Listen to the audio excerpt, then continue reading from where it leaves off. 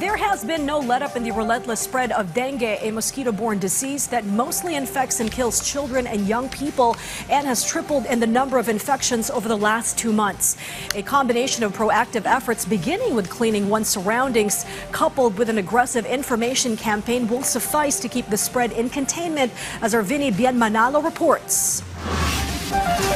After the Philippine Atmospheric Geophysical and Astronomical Services Administration or PAGASA announced that the temperature in Metro Manila may reach 46 degrees Celsius today until tomorrow. Some schools in Metro Manila also announced the blended learning and class suspensions. At the same time, dengue cases continue to increase, particularly in Quezon City. According to the Quezon City Epidemiology and Surveillance Division, the total cases of dengue in the city are more than 2,000 from January 1 to February 27, with 11 officially listed as deceased or dead. Because of this, dengue fogging and spraying by the local government in the outbreak areas has been expedited and expected to complete as soon as possible. More than 60 health centers in QC are open to patients experiencing dengue symptoms and can avail a free dengue test. That's why Mary Jane is being very careful because she was just out of the hospital after being confined for a week due to dengue. Nagulat ako kasi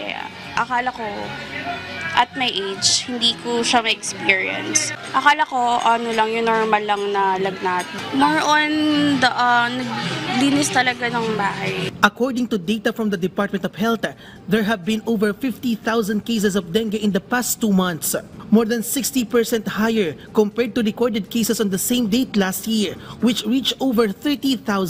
Calabarzon still has the most dengue cases with over 10,000, followed by the National Capital Region with over 9,000 and Central Luzon with more than 8,000. Most of those affected by dengue are children under the age of 14. Because of this, the DOH has intensified information dissemination against dengue. This includes the agency campaign Alas 4 kontra Mosquito. Alas 4 kontra Mosquito. Maglinis po tayo alas 4 ng hapon sa paligid ng ating bahay, magtaob, magtaktak, magtuyo at magtakip ng mga bagay na pinupuno ng tubig kung saan pwedeng mamugad ang lamok na Aedes na may dalang sakit na dengue. Dengue fast lanes are also open in all DOH hospitals nationwide to prevent the spread of the deadly disease. The health department assured it is ready to help if local governments declare a dengue outbreak. Bien Manalo from the National TV Network for a new and better Philippines.